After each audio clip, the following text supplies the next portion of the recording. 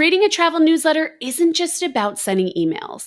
It's about growing an engaged list, building community, and creating a reliable source of traffic and income. But how do you decide what to actually include to keep your readers opening, clicking, and converting? Well, that's exactly what our guest, RV blogger turned email marketing expert Liz Wilcox, will be breaking down for us. Her email marketing strategies have built a multi-six-figure business, fueled a membership community of thousands, and even helped deliver a 100% conversion rate on a digital course launch, an almost unheard of result in online marketing. And today, she'll be sharing her best tips to help you do the same. But first, I want to direct your attention to the video description or the QR code on your screen, where I've shared a link to my free travel blogger resource library. Inside, you'll snag access to 75 plus resources, from cheat sheets to workbooks to workshops to video tutorials that can help you truly turn your blog into a profitable business, and that includes a travel newsletter cheat sheet to pair with today's video. I am all about implementation, and I really want to make sure that you don't just watch this video and forget about it, but that you actually use what is shared to make your blogging life easier. Feel free to even pause this video to go grab those resources. You back? Then let's dive in. Well, thank you, Liz, so much for taking the time to share your tips. To start, can you just let everyone know a little bit more about yourself, your business, and how you got into email marketing? Sure. So basically, I got into email because I also was a travel blogger. I was in the RV industry specifically. And every podcast like this, every webinar I went to, basically everybody and their mother was saying, I wish I would have taken my email marketing more seriously. So instead of, worrying so much about SEO and, maybe having a podcast or trying to grow on Instagram or whatever, I said, I'm just going to cut to the chase here. I'm going to get going with my email. So before the day I launched my blog was the day I launched my email list. And so I was like, hey, I have this blog I'm starting about RV travel. Join the list if you want to tag along. And so I started emailing from day one. And I just got really, really good at it. And eventually, I think when my email list, I had it at about 20,000 people. It was about 3 years. I ended up selling that blog because I realized, actually, I'm kind of done traveling. I'm a little tired. Like Forrest Gump, I'm tired. I think I'll go home now. And so I sold that blog and I went all in teaching bloggers and other content creators nowadays how to email market. For people who are just starting out, maybe they have a very small list or maybe they have no list at all, what are your favorite strategies for growing an email list, especially beyond just kind of the basics of saying, sign up for my email list? Yeah. So when you're first starting out, I would just, number one, real quick, get on social media or wherever you're the most active and say, hey, I'm starting this list. I think it's a great idea, especially for bloggers or people, like if you've got a big Instagram following or something like that, saying, this is like a VIP list, right? And this is where I'm going to share my most exclusive, maybe it's travel hacks or, whatever you normally share. Say, it's getting exclusive over here on the list, and making sure on social media, especially, you're doing that often. It's not enough to do it once a month. No, but, especially as much as we bloggers post online, it's not enough to just do it once. So y'all know that. You know it. I know you're driving in the car. You're nodding your head like, yes, Liz, I know. One more thing, but this is the thing that's going to help you no matter what Google does, no matter what TikTok does, is going to keep your traffic up, is going to keep you engaged with your audience. So it's worth it to keep posting. So whether you have a VIP list or you create a lead magnet, I like to think of it as, if somebody's enrolled in my university, where am I taking them? What degree are they going to get at the end? Mine's Make Money with Email. When I was an RV travel blogger, it was you hit the road full time, right? And so that was the degree. So then you take it back to the first day of class. What do I want you to know on the first day of class? Or what can I give you? What tool or resource can I give you on the first day of class? And so that's your lead magnet. And again, sprinkling it on social media, saying it's exclusive, etc., is a great idea. Also doing collaborations. Jesse and I think this might be our third or fourth time in probably 5 years collaborating in some way. I think we did a freebie swap. I came into our membership. Now I'm on the show. I think we did one more thing way back when we first got introduced to each other.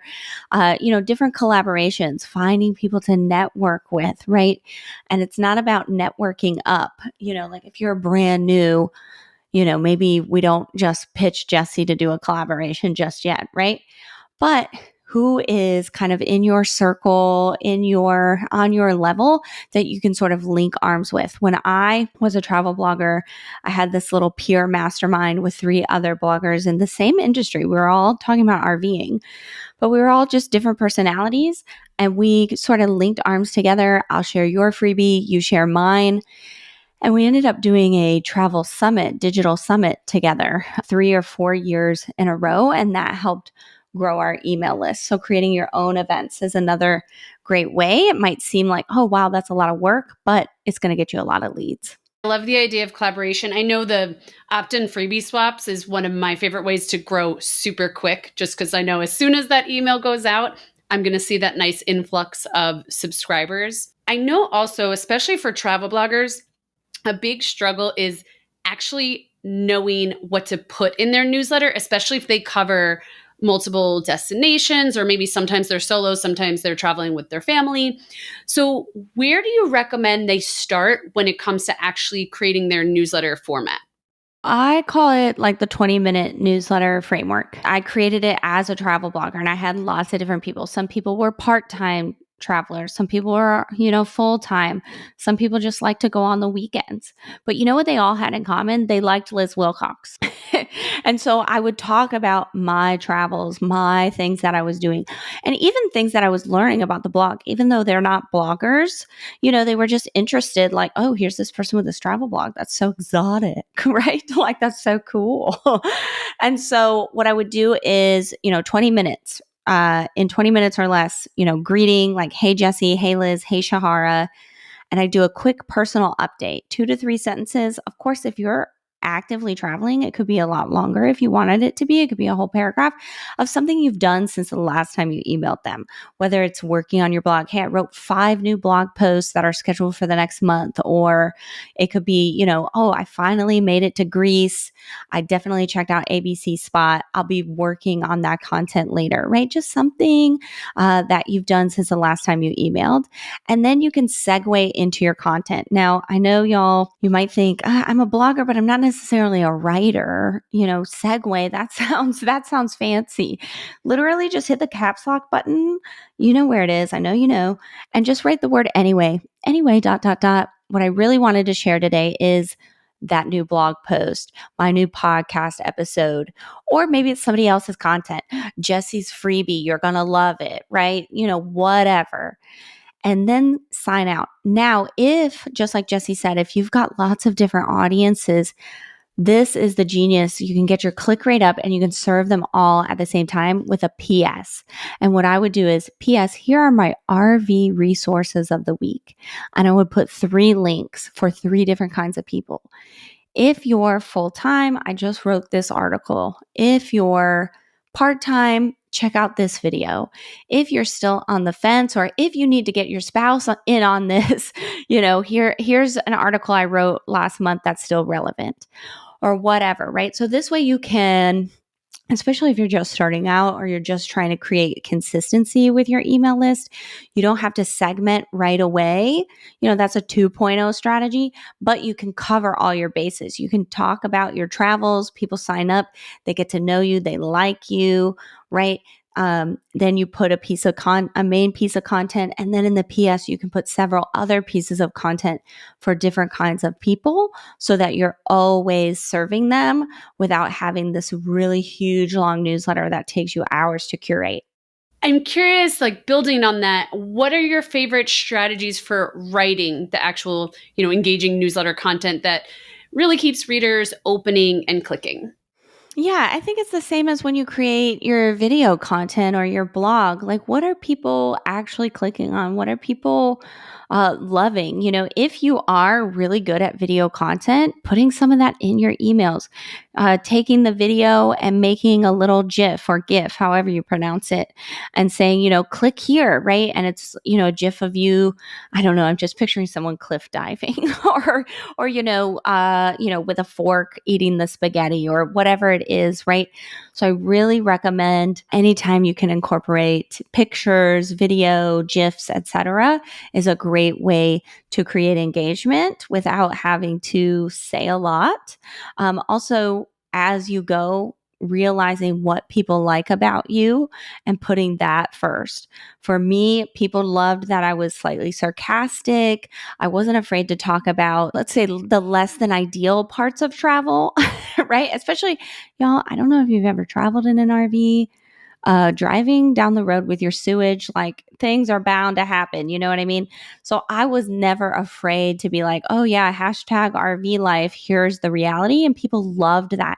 And so I was able to, over the years, put that more and more in the forefront to increase my clicks, my sales, my traffic, etc. And so figuring out what people like about you and even just asking, hey, what do you like about me? Why do you travel, or why do you listen to my podcast, or watch my blog, read my blog, I think is the word I'm looking for, over somebody else, right? And figuring that out and putting that at the forefront, just a little bit of personality, will go a long way. And is there a certain cadence with sending that you recommend? Yeah, I highly recommend once a week. If you can do more, great. But once a week is a great rule of thumb. Now, starting out once a month is perfect, right? And then building up to that once a week, right? If you're like, once a week, that's a lot. Remember that 20-minute framework, get in there with the personal update, segue into the content, put the PS, a few different links for a few different kinds of people.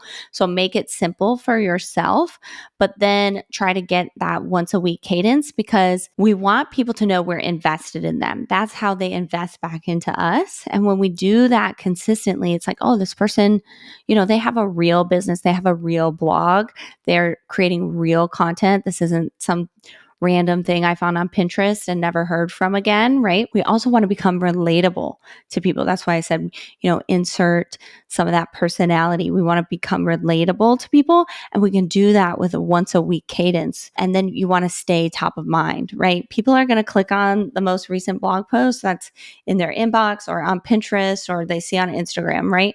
So we want to stay top of mind, and that once a week is a great option for you to do that. You kind of mentioned segmenting before, so I'm also curious how you recommend segmenting or personalized emails, especially if a travel blogger does cover multiple niches or destinations. Yeah, if you cover a lot, I would recommend starting out with tags. So a segment is like a group of tags. A tag is you put a label on somebody, right? And so you might, when they first join the list, depending on what freebie or what blog post they came from, you could tag them Italy, Greece, Alaska, whatever, right? And then as you create those tags, you can truly see if you have those segments you think you have, right? If anyone is even paying attention to that Alaska section, or it's just three guys, right? We're not going to create a separate segment and all this content if, we only have three people on our list that care about it, right? So creating those tags first and just paying attention in 3 to 6 months on, who's coming from what. And then from there, as you get comfortable, as you're writing once a week emails, then you can segment like, oh, Alaska, Oregon, or is it Oregon? California, right? Like, okay, that's the Pacific Northwest. We can sort of segment them for that. Oh, I've got a lot of European travel. I can segment for that. And then as you create guides or specific content, you can send it to just that list. But I do recommend, even when you get to segmenting, every once in a while, send things out to the whole list, because just because I clicked on Alaska and I kept clicking on Alaska, guess what? I went to Alaska a year ago. Now I want to go to Europe, right? And so don't miss out on those opportunities because you're obsessed with the fact that they clicked on X. They probably might be interested in Y too, maybe just not right now. So periodically make sure you're checking in with those segments and asking them, hey, I also create content on X. Do you want X? I know a lot of people will do the preference box where people can click in it and see which segments they want to subscribe to. Do you do anything like that? I personally don't segment my list because I'm not a blogger anymore. You just want email, right? But I do recommend that. I think that's a great idea. You can do that in the beginning of your email sequences in that welcome sequence. When I first join your list, you can ask me, you can have that box.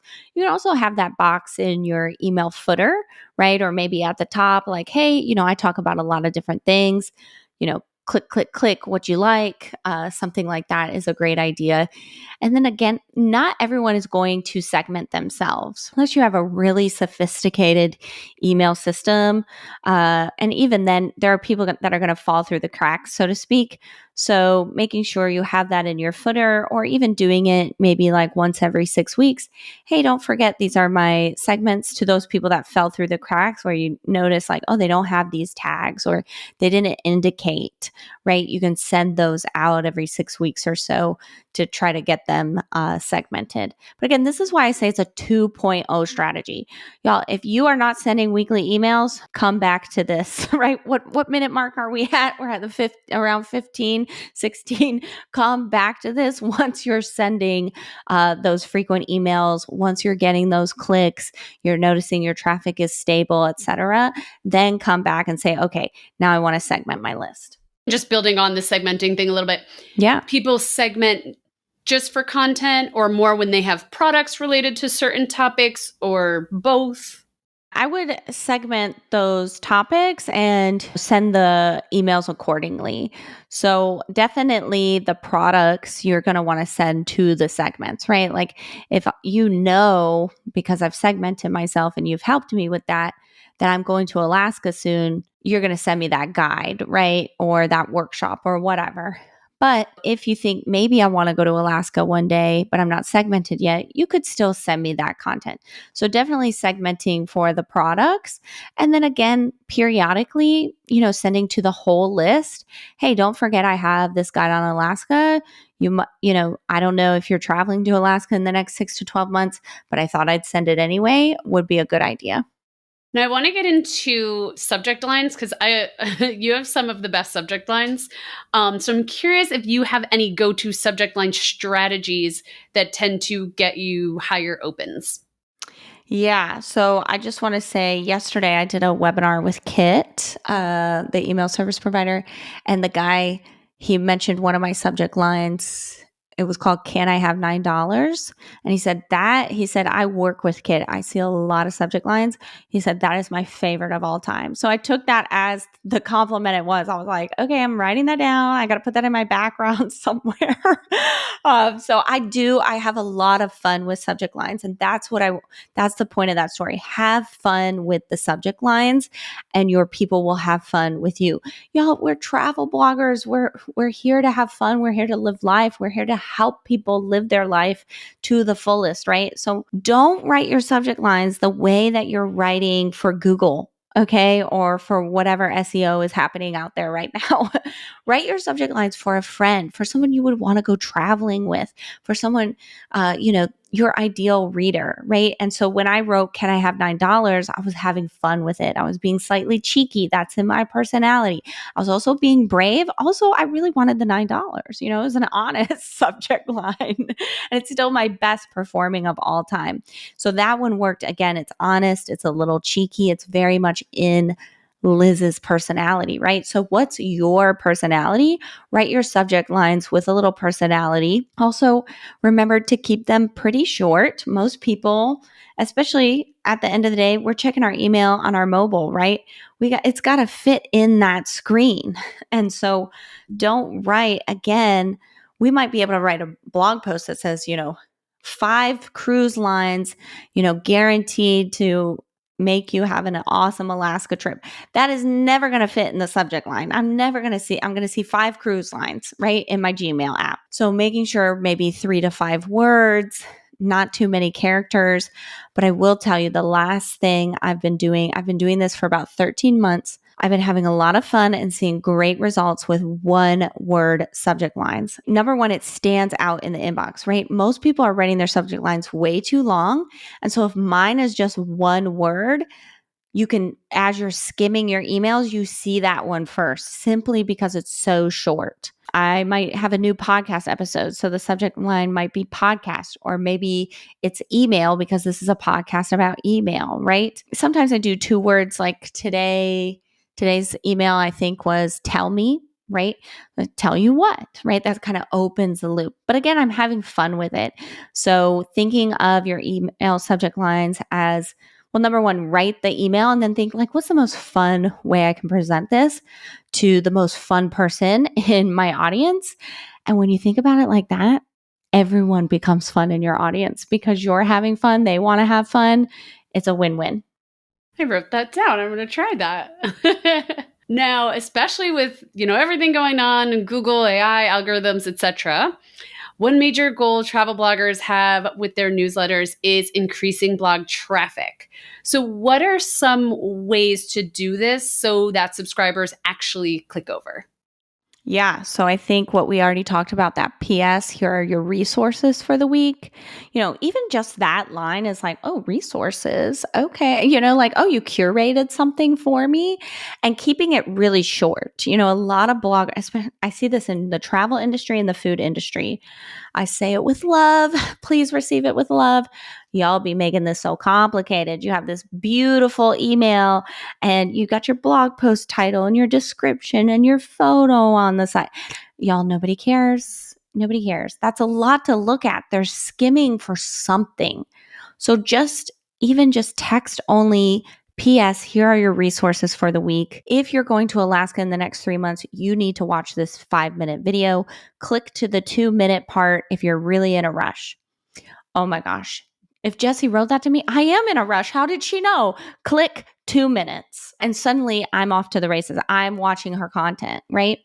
And so being very specific about what you want the person to do and who that person is. If you're going to Alaska in the next 3 months, I know I need to click on that. And by the way, I just went to Alaska. So that's top of mind, right? Traveling abroad or thinking about it, I saw this TikTok that is really going to make you want to say yes. I want to say yes. I want to go abroad. I've been saying no to myself. Now you found something that makes me want to say yes. When everyone is telling me don't go, I'm clicking on that, right? So again, talking directly to the person, telling them exactly what to do. It's not enough to just hyperlink, right? We have to tell them, if you're doing this, you need to click right here. Also, and this might be elementary for some, but it might blow your minds. Your hyperlink has to be long, unlike your subject line. Okay. The link is long. Okay. If you're just saying click here and you're highlighting the word here, nobody sees that. Everybody's on mobile. Half of us are blind. Most of us need a new prescription on our glasses. Okay. Like, make it long, the whole thing. If you're traveling to Alaska in the next 3 months, you need to click right here. That whole sentence can be hyperlinked. Okay. That's going to help you increase. Also, of course, using buttons, but I would vary that. Sometimes use buttons, sometimes use hyperlinks, especially for, you need to maintain your click rate, right? As a blogger, you need people to be clicking. That's like number one. So varying that is going to help people not become blind to it, right? And so they'll be looking at it in different ways. Also, images, make sure your images are clickable. Even if you don't say like click the image, people like to click on the image. Okay.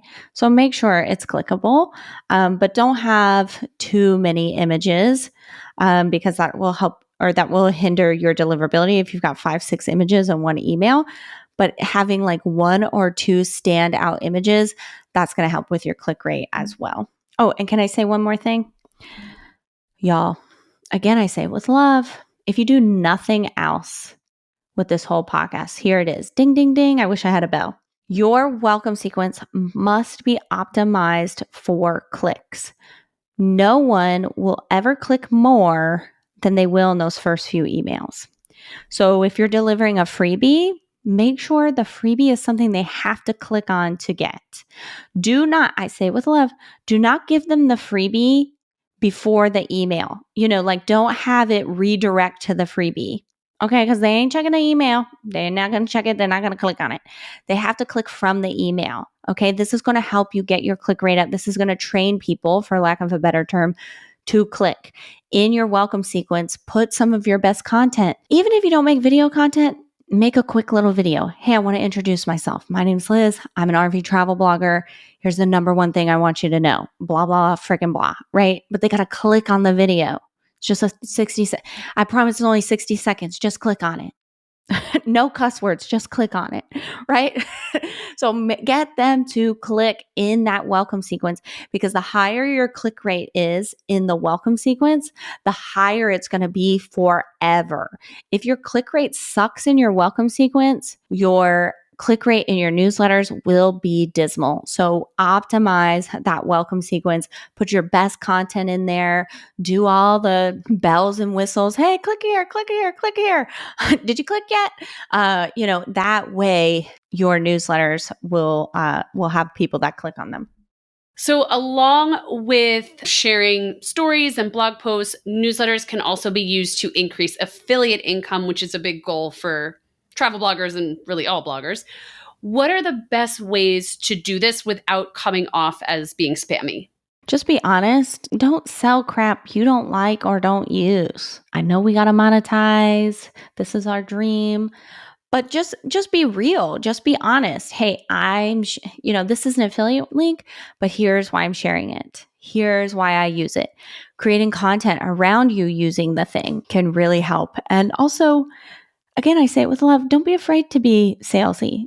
Y'all, we live in a capitalist society. Okay. Like I'm picturing, the guy when I was in Alaska that was coming up to me and kept trying to sell me the rug. He was not afraid of being salesy. And you know what? I almost bought that damn thing. If I was there for 5 more minutes, I probably would have bought it, even though I couldn't fit it in my carry-on. Like he was convincing me. So don't be afraid to convince people when you have a product, whether it's your own or affiliate, that you love, right? Like there are some, I'm sure, because we're all bloggers, we're looking at other people's stuff. I'm sure a blogger has convinced you to get something and you were like, whoa, this is amazing, right?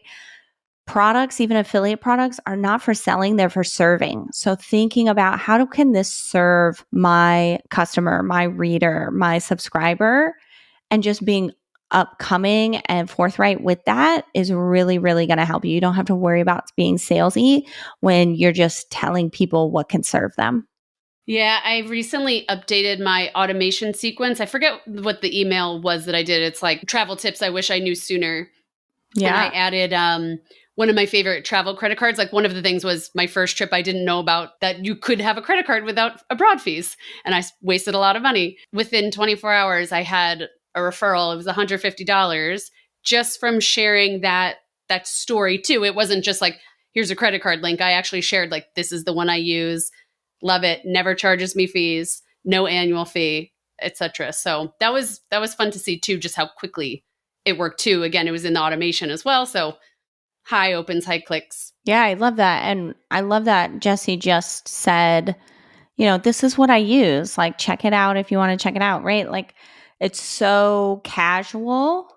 And yet it landed her a sale within 24 hours. So that's awesome. The other main way bloggers monetize is selling their own products. So, for bloggers with products, how can they use email marketing to make regular sales? And do you recommend sending dedicated sales emails, weaving promotions into regular newsletters, or a mix of both? Both, baby, both. Why not both? And then some. Okay, so if you guys are watching on YouTube, you can see I've got a calendar behind me. Now, you don't have to be like this, okay? But you've got to map out some sales, right? Especially if you have even if you're doing affiliate promotions, The next 90 days, when are you going to do them, right? And what do you need to say in your emails to get people ready for that sale, right? And so I recommend taking a look for 90 days and saying like, oh yeah, I'm going to do a Black Friday sale. Mid-October, I'm going to start talking about X topic because the product is X topic, right? And so really recommend carving out those what we call launch periods, 3 to 5 days of sell, selling every day. The first time I did this, or well, really the first time I had my digital course, it was an RV maintenance course. And y'all, that was being released on my birthday, March 18th, because that's fun, right? Who doesn't want to help you celebrate by buying something from you on your birthday? Please, it's like steal that idea. Always sell something on your birthday. It will go like hotcakes. Okay. And so in December, I started talking about it. Like I started talking about RV maintenance. I started asking people, what are your horror stories about RV maintenance? What are some of the hero stories? What problems do you wish I could solve for you, etc. And of course, I had other things. I was still churning out my YouTube channel, my blog, etc. But every time I emailed, I would say something about RV maintenance, and I would tell people, this is coming, this is coming, this is coming. A lot of bloggers, it's like, oh, this is close to my chest. I'm not going to share it until. No, even if you already have the product, tell people that it's coming. And then it's a Monday. I did a Monday through Friday thing, and Monday through Thursday, I think it was one email a day. And every day, just give a different reason to buy that day, right? People buy for lots of different reasons. One email I sent out was, hey, if you're having trouble with your hot water heater, we have a whole module on that, ABC, whatever. And then another reason was like, hey, I know I have women in the audience and you think you can't do it. Here I am creating this module just for you, right? Those are two different reasons. So you can send out more than one email because you're going to have lots of different reasons to sell. Okay. Now, the second thing Jesse said was just sprinkling those sales in, right? Now, let's say a few months later, I write a new article about RV maintenance, or I even have, an affiliate deal with some tool company, right? And I say, hey, these are the tools I have. Here's my affiliate link. No pressure, but these are the ones I like.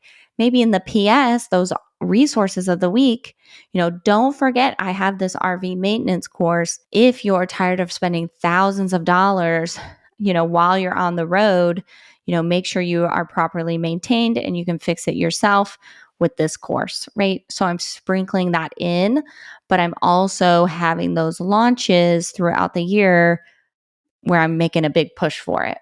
Speaking of the launches, do obviously when you first launch a product, you're going to do a launch. How do you create excitement when you've already had it? Is it like adding a new bonus, or is it just like no changes, you're just emailing about it more? What y'all have to remember is you should be growing your list. So some of the people have not seen it before, right? And please, please, please, please grow your list. Okay.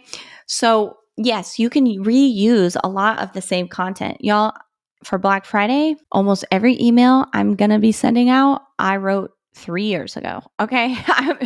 And guess what? I send them 3 times a year. I've never had someone email me, I got this email 4 months ago. You suck. No, because why? I'm not the center of their universe. They probably didn't even read it.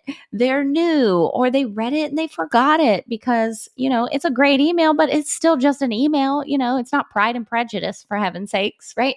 So don't be afraid to reuse the content. Now, you might feel, and definitely go with your gut, you might feel you need a new bonus or you need a few extra emails. Of course, every season I re-look at those emails because they're different. The economy is different. The tone of the world is different. Who is on my email list is different, right? Maybe I do a bunch of travel blog stuff. And so I know I have a lot of travel bloggers. So maybe I write an email just for that tag we talked about earlier, right? And so I definitely look at that and I think, well, what new bonus do I need? Or what do I need to take away? Or what do I need to add? What emails do I need to tweak? Definitely look at that. But the foundation is there, and you can definitely reuse that and get people excited over and over. Because even if you have a 60% open rate, that means 40% didn't even see it. So don't worry too much about having to, create a whole new party, right? You can use a lot of the same decorations, baby. And then I wanted to ask about common newsletter mistakes. So, what are some common newsletter mistakes travel bloggers specifically should avoid? I say it with love. It don't have to be that long, baby girl. It don't. Get in there, get to the point, put your links in there and get out. The shorter it is, honestly, the more likely they're going to click because there's nothing else to do but click. If you give me all these pictures and this beautiful format to look at, and, you got pictures on the left and pictures on the right, and you got buttons and hyperlink. There's a lot to do in that email. I'm confused. What should I do first? Right? Oh, I'm not going to do anything because there's too much. I'm going to delete it. Right? So get in there, get to the point, and get out. Also, unless you have a story to tell, right? Like, oh, I finally made it to Alaska. Here's, this is a funny story about finding treasure under, a rock painted gold or whatever, right? You got a story to tell that story. But if you're in between travels, you spend a lot of time on flights this week, just say that, hey, I spent a lot of time on flights this week, spent a lot of time just creating content. It actually has been a super boring week, no story. Here's your resources of the week. Peace out. You can do that too. And also, I think, especially when it comes to newsletters, a big mistake people make is not asking for replies. Now, y'all, I know you need to get your click rate up, but when you ask for replies, it's going to help you land in the inbox over and over again. It's going to create connections. And so, I, again, say it with love. You're not the only blogger out there that's doing the exact freaking same things that doesn't have the same blog categories as you do. Okay. I say it with love. I really do. But you might be the only one asking for replies, talking back to your audience, right? And that creates loyalty, that creates connection, so that when you go to talk about that travel card that you love, or create that product, or resell that digital product that you've got, those people know you, they like you, they trust you, they're going to invest back into you. I'm not saying every single week you have to ask for replies, but if you can get that inbox conversation going from your newsletters, asking really simple yes or no questions. Have you ever been to Alaska? Hit reply yes or no. If they say no, oh my gosh, I think you should, try it out. Here's the cruise liner I went on, or, here was my itinerary. Just hit no pressure, but I think you would love to go. And if they say yes, then you're off to the races. Send them a picture, right? Oh, here's me and my daughter by the mountains. Send me a picture of where you guys went, right? And then you're creating that connection. Of course, when you tell them, please click this, I want to get my traffic up this week, they're going to click it because they have that connection with you. Do you ever do emails that are more tips based? Like you were talking about stories and sharing resources, but 3 tips for the perfect Alaska cruise. Obviously, shorter subject line than that, but Yeah, of course I do. So I love to vary the newsletter content, y'all. Don't keep it tips all the time. Don't have pictures all the time, right? Vary that content. Like today I wrote an email that was 5 tips, or it was 5 things you should be doing, right? If you haven't done them yet this week. But yesterday's email was just click this podcast episode, right? So I vary the content. Email is just like the regular mailbox, right? So if Jesse sent me something in the mail, oh my gosh, Jesse sent me, I'm going to open it right away. I'm excited, right? Now I get I get something in the mail from Jesse the next week. It looks like the same thing. I open it. Oh yeah, it's the same thing. Then a week after, she sends me something. I can predict what's inside. I'll open that later. I think I already know what it is. So in your newsletters, varying the content is really important. Sometimes give those tips, 3 tips. That could be the subject line. 3 tips, preview text, Alaska edition, right? That's how we keep it short compared to when we're writing for Google, right? And then you give the tips. Maybe the next week is, you're sharing a story. Hey, got a quick story for you. And then just in the PS, you're putting those links. Maybe the next week you're doing a collaboration. You were on a podcast. Hey, I was on a podcast. I can't believe it. Oh my gosh, somebody wanted me to talk about Alaska, right? And so you click here to take a look, right? So varying that content, varying the way it looks, what's inside. That way, when they get an email from you, like, oh, Jesse emailed me, I wonder what's inside, instead of, oh, I already know what's in there. I don't have time to read it. Well, thank you so much for sharing all of your email marketing wisdom. Before we sign off, can you just let everyone know where they can find you? Oh my gosh, I'm so glad you asked. Of course, I'm an email marketer. I want you to join my email list. See how I vary that content, baby. You can go directly to lizwilcox.com. In the top right-hand corner, you can't miss it. It's a hot pink button. It's going to give you a lot of the things that we talked about today. It's going to give you an entire welcome sequence already written for you, so you can put that personality in there, the vision you have for your people, some values. You're also going to get 3 newsletter templates, one to show you how to get people to click, very important, one to show you how to get people to reply, and another to show you how to get people to buy directly from your newsletter. And if that's not enough, 52 subject lines for a year full of prompts, writing from scratch, totally sucks. Let me do it for you. LizWilcox.com, hot pink button.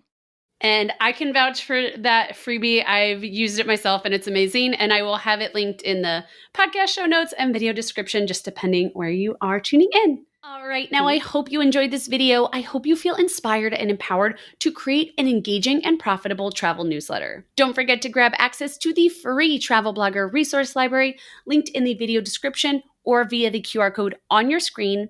There are a ton of resources in there on growing your community and increasing your blogging profits, including a travel newsletter cheat sheet based on today's video. And of course, make sure to subscribe so you don't miss future videos sharing these strategies for bloggers who want to turn their blogs into profitable full-time businesses. Happy blogging!